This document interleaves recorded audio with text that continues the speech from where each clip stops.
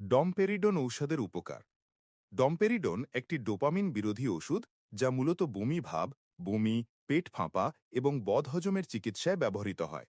এটি পাকস্থলী ও অন্ত্রের পেশির সংকোচন বৃদ্ধি করে দ্রুত খাবার পাকনালী থেকে নিচে নামাতে সাহায্য করে।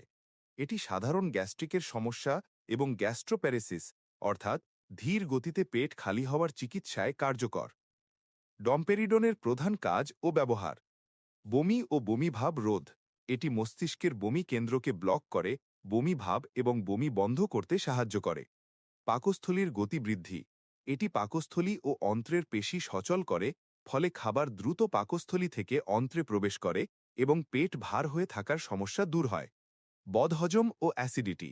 বুক জ্বালাপোড়া, পেট ফাঁপা এবং খাওয়ার পর পেট ভার হয়ে থাকার অনুভূতি দূর করতে এটি ব্যবহৃত হয়। বুকের দুধ বৃদ্ধি। এটি প্রোল্যাক্টিন নামক হরমোনের মাত্রা বাড়িয়ে বুকের দুধ উৎপাদনে সহায়তা করতে পারে। সতর্কতা: ডমপেরিডন সাধারণত খাওয়ার 15-30 মিনিট আগে নেওয়া ভালো। চিকিৎসকের পরামর্শ ছাড়া এটি দীর্ঘমেয়াদী ব্যবহার করা উচিত নয়, কারণ এতে হৃদরোগের ঝুঁকি থাকতে পারে।